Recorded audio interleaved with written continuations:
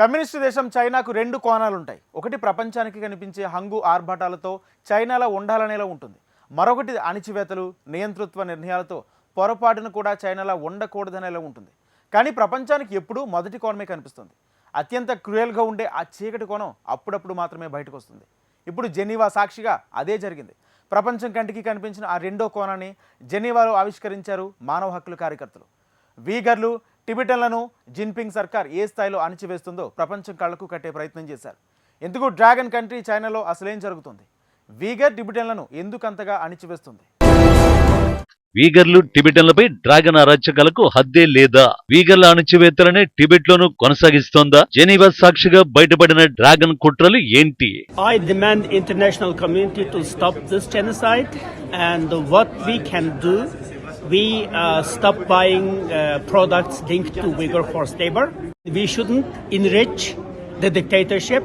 We shouldn't enrich genocide committer.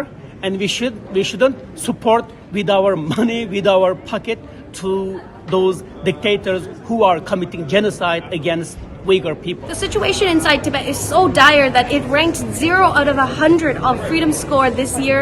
Every year they're ranked the least free place on earth. This is the situation of Tibetans.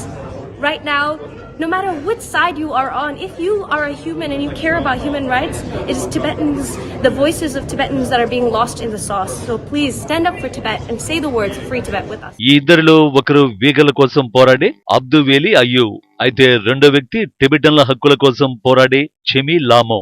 మానవ హక్కులు, ప్రజాస్వామ్యం కోసం జెనీవాలో జరిగిన summit లో dragon country కుట్రలను ఈ ఇద్దరే బయటపెట్టారు. ప్రపంచానికి ఈ ఇద్దరు చేస్తున్న రిక్వెస్ట్ ఒక్కటే: జిన్పింగ్ సర్కార్ అణచివేతలకు వ్యతిరేకంగా ప్రపంచం ముందుకు రావాలని. చైనాలో దశాబ్దాలుగా నరకయాత్ర అనుభవిస్తున్న వీగర్లు ఆ దేశ ప్రభుత్వ కబంధ హస్తాల్లో నలిగిపోతున్న టిబెటన్లకు స్వేచ్ఛ కల్పించేలా బీజింగ్ పై ఒత్తిడి తేవాలని.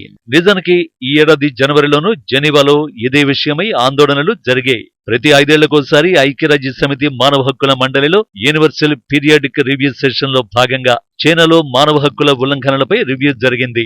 ఆ సమయంలో హాంకాంగ్, టిబెట్, మంగోలియా, ఫలుగాంగ్ సహా చైనాలోని భాగమైన జిన్జియాంగ్ ప్రావిన్స్ కి చెందిన 150 మంది ఆందోళనకారులు వీగర్ కాంగ్రెస్ నేతృత్వంలో ఈ నిరసన తెలిపారు.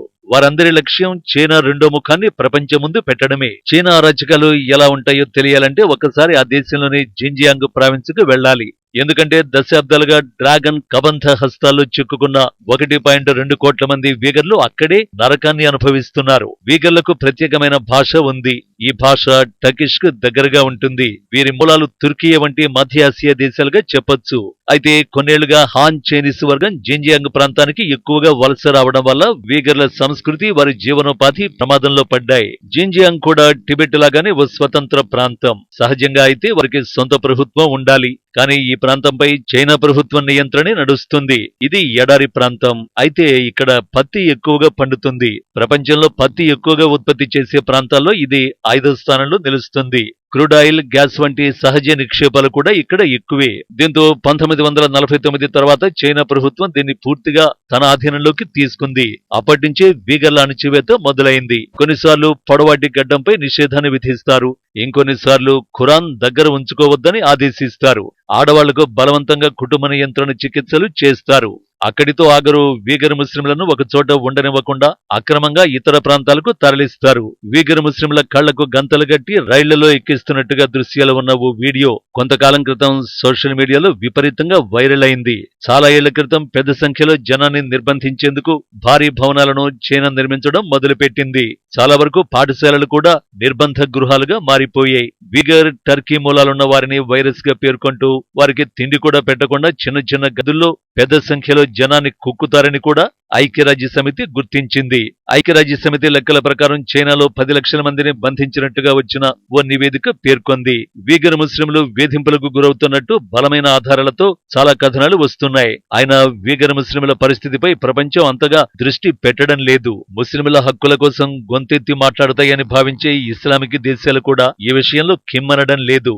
అందుకే వీగర్ల ఆందోళనలు జెనీవా వరకు వెళ్లాయి. ఇక టిబెటన్ల విషయానికి వస్తే ఆ దేశంలో బీజింగ్ చేస్తున్న అరాచకాలు అన్ని ఇన్ని కావు. టిబెట్ లో చైనా అరాచకాల గురించి గత ఏడాది వెలుగులోకి వచ్చిన ఓ నివేదిక చదివితే తెలుస్తుంది.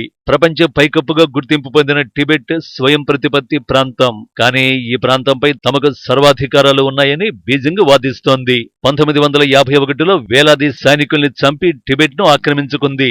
ఆ తర్వాత నుంచి టిబెట్ పై డ్రాగన్ కుట్రలు కొనసాగుతూనే ఉన్నాయి. డెడ్లీ వైరస్లతో డేంజరస్ ప్రయోగాలు చేసే అలవాటున్న చైనా సూపర్ సోల్జర్ ప్రయోగాల కోసం టిబెటన్ల DNA శాంపిల్స్ సేకరించడం మొదలుపెట్టింది. అది కూడా వారి అనుమతి లేకుండా. టిబెట్ లాంటి చిన్న దేశాల్లో డ్రాగన్ అరాచకాలు చెప్పడానికి ఇంతకంటే ఉదాహరణ అవసరం లేదు. ఈ మొత్తం వ్యవహారం ఐక్యరాజ్యసమితికి తెలిసిన వేడుక చూస్తుందే తప్ప యాక్షన్ తీసుకోవడం లేదు. అందుకు ఓ కారణం ఉంది. ప్రపంచంలో ఏ దేశం మానవ హక్కుల ఉల్లంఘనలకు పాల్పడినా ఐక్యరాజ్యసమితి చర్యలు తీసుకోవాలి. కానీ చైనా విషయంలో అలా జరగకపోవడానికి కారణం ఆ సంస్థను చైనా శాసించడమే.